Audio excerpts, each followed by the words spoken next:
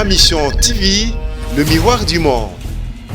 Mais il n'y a pas si ezali, oh ezali biso bien te ba journaliste, aboyi ba journaliste, ba filmer image et day. En tout cas, tozo banga pour na ba comportement ba mususu koloba makambo ezate. Sinon on pouvait le prendre, il n'y a rien. Mais ça pour na ba laisser aller ba mususu ba ebi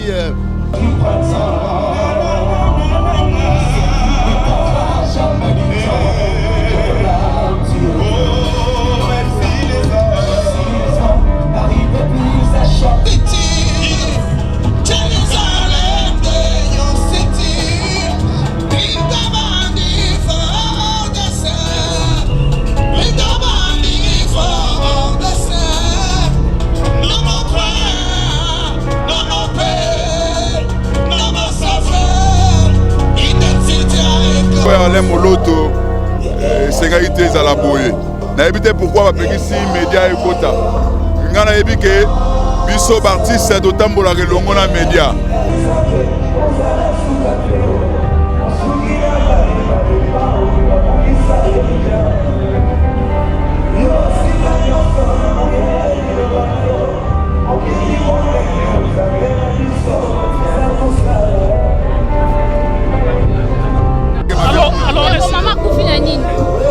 Maman, elle était malade. Kobungisa mobile lokola Alain Moloto. Nalobaki yango na ba émission musu na lobi. Beaucoup fait la mobile et à base koleka beaucoup fait la moisi.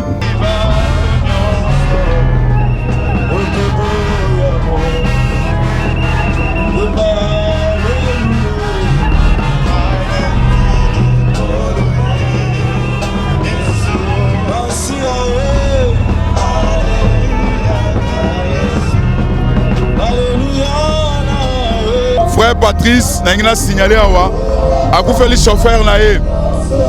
À Koufi a sali crise sur place avec Moussala.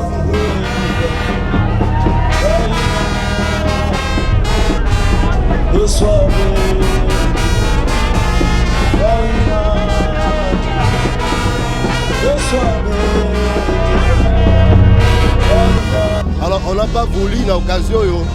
Donc c'est une occasion dans les médias ou n'importe quoi parce qu'il y a trop de laisser aller dans les médias c'est net alors on n'a pas voulu donc je suis le père spirituel Alain Moloto maintenant même pas Maman Tumba a vu baptême et puis début dans la musique voilà OK c'est la main de l'Éternel. Ma mission TV, le miroir du monde.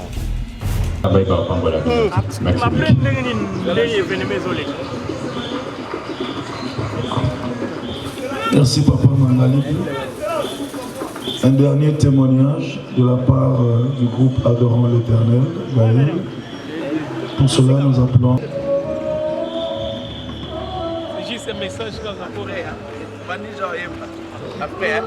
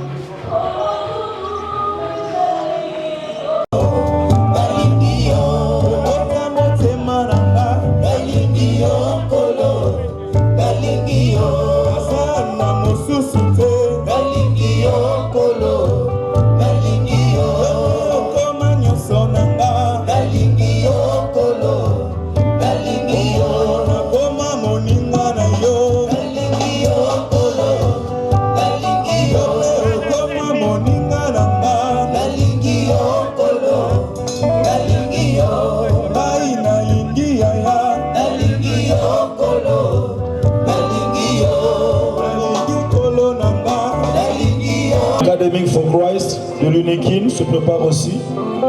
Academic for Christ de l'Université de Kinshasa.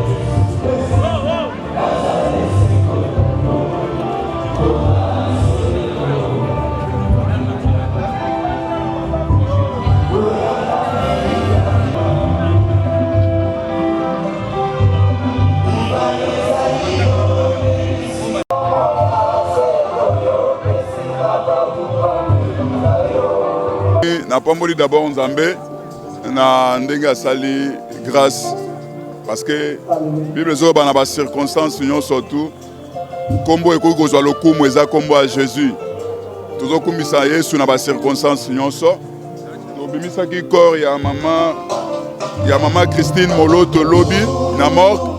J'ai été là na bandeko mususu pasteur Toms et frère Franck. Malheureusement ba musicien ba epena mwa mingi te na niveau ya Alain Moloto sengaki te ezala boye mais Nzambe azwaka lokumu na ndenge permettre esalama boye.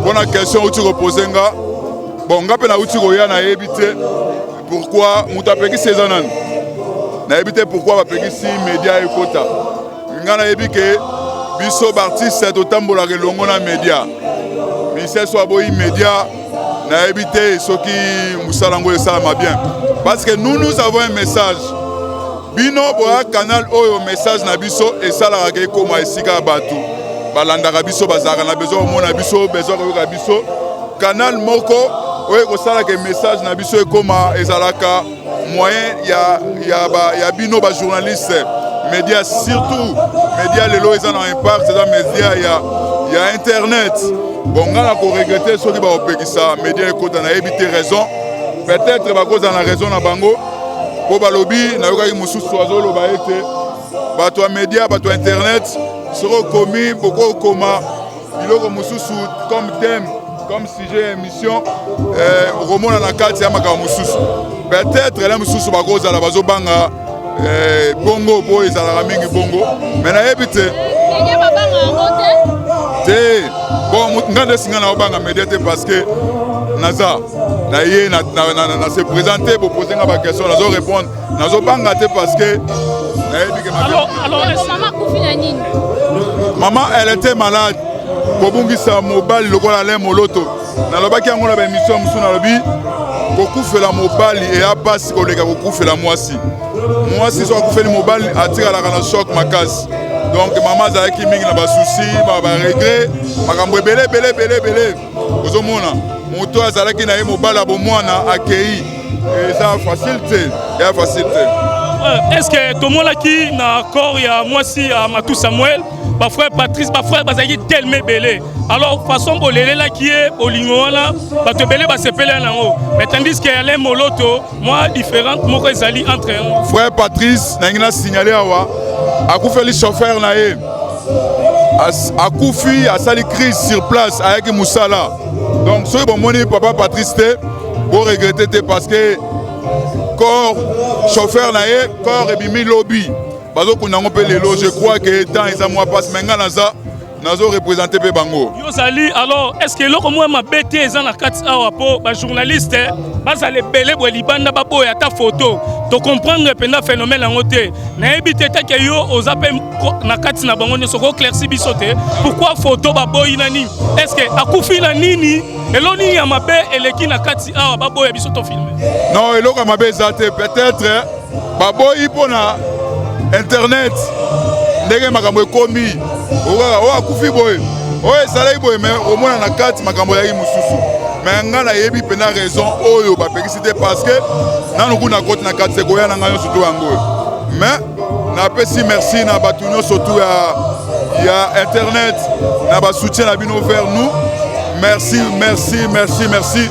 Nzambe ya Moloto azala Nzambe na bino.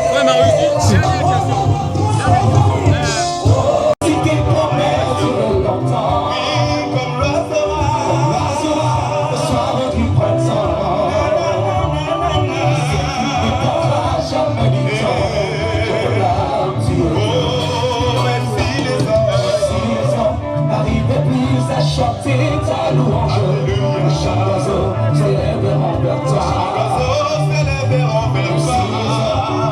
bénisse à chanter ta louange.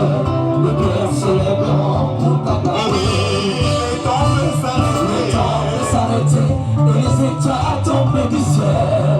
Tu es Dieu, ton règne n'a pas de fin. Tu es Dieu, ton règne n'a pas de fin. Papa, ton règne n'a pas de fin. Ton règne n'a pas de fin.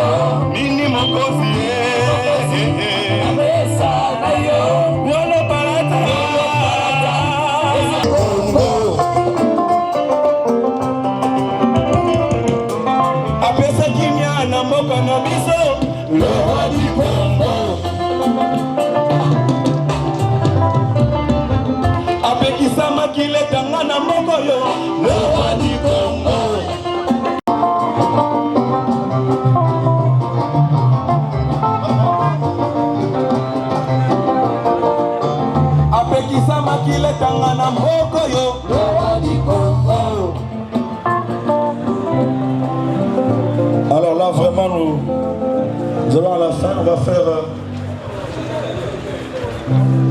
va faire vite. Pendant ces 4 minutes qui nous restent, tu bénisses en même temps Oncle Ambroise.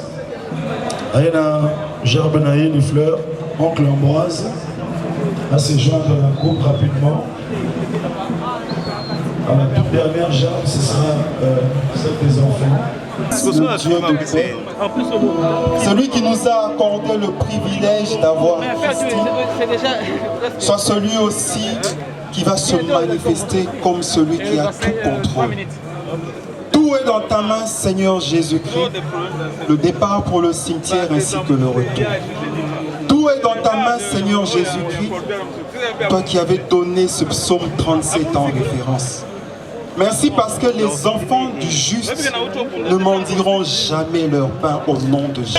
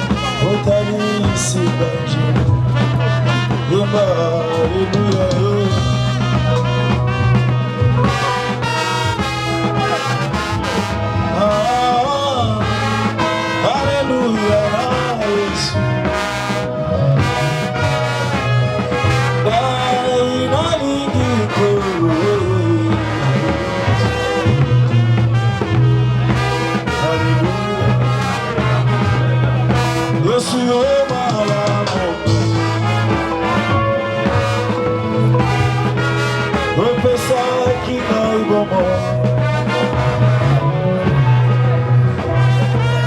ekozala te na se bomoi ekosila yemba aleluya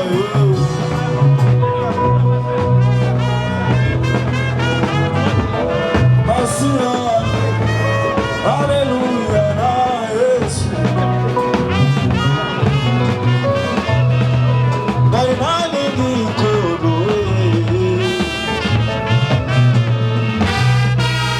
aleluya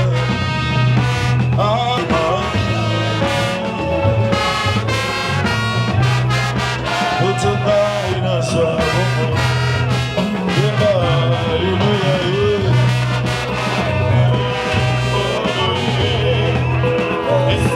Masina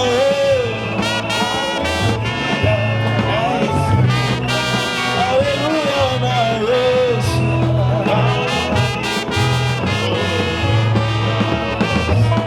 Masina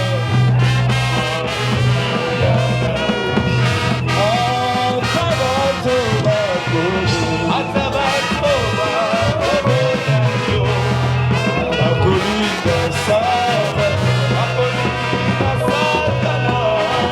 Yesu olingi bato otebo yamo yemba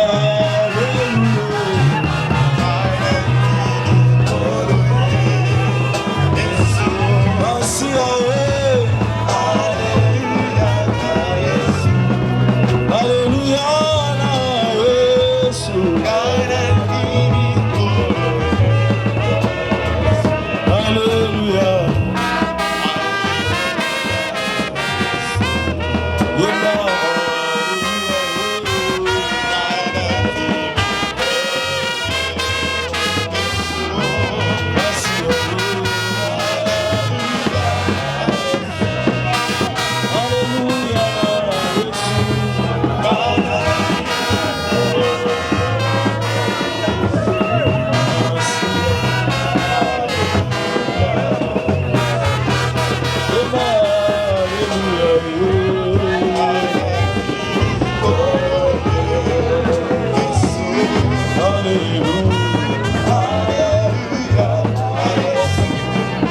Aleluya na Yesu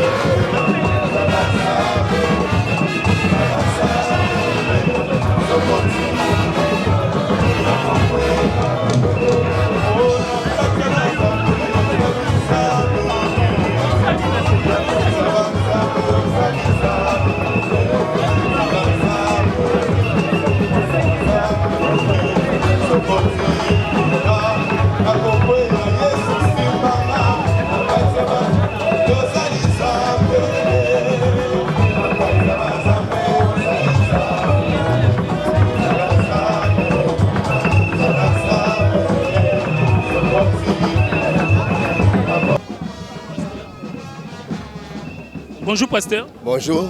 Alors tout le monde lelo na levé du corps, il y a maman Christine, moi aussi il y a Alain Moloto oyo azalaki koyembela biso banzembu oyo ezalaki pe kopesa biso mate ya kotinda biso na nzela ya bien. Lelo maman Christine akufi tozoki etike na cimetière. Nalingi d'abord se présenter na bato nyonso bazotala.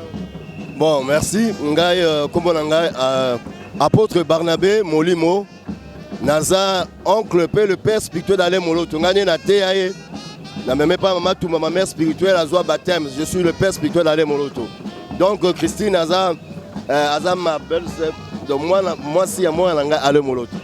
Alors lelo atiki biso information ezoloba mebele pe na kombo. Toi ba journaliste baza me baboyi.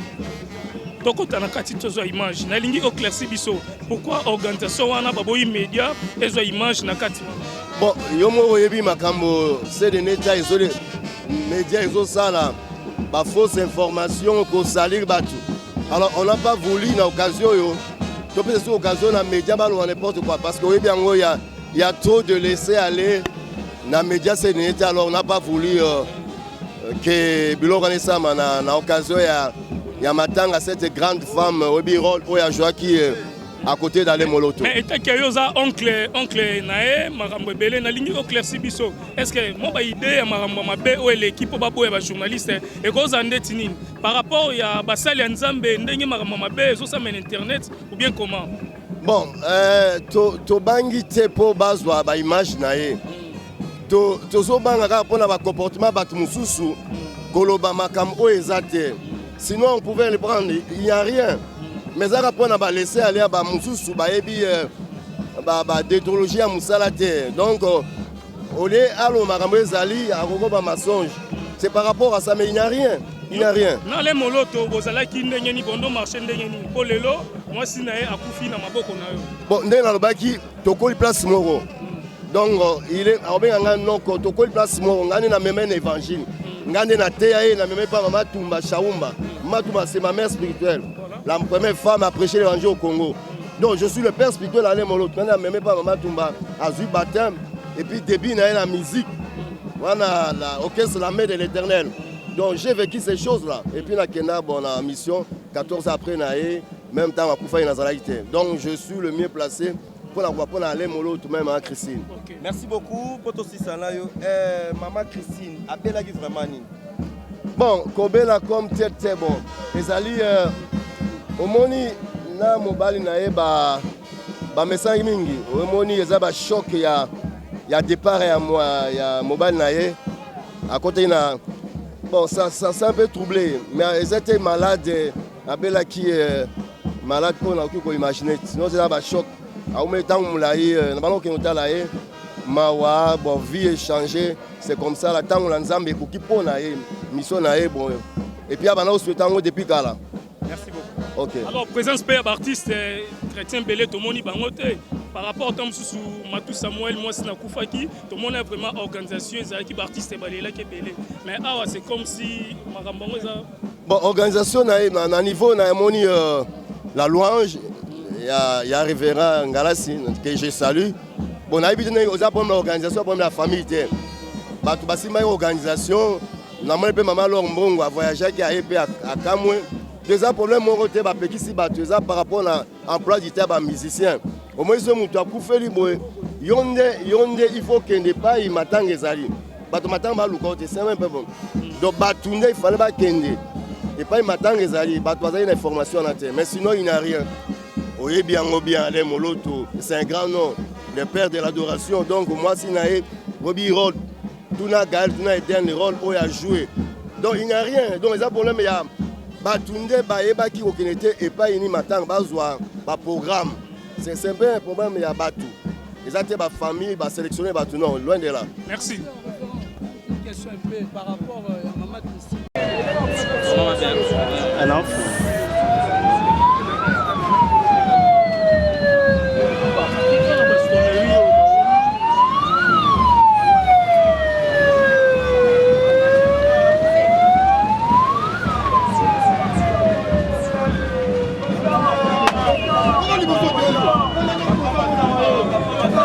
Thank you.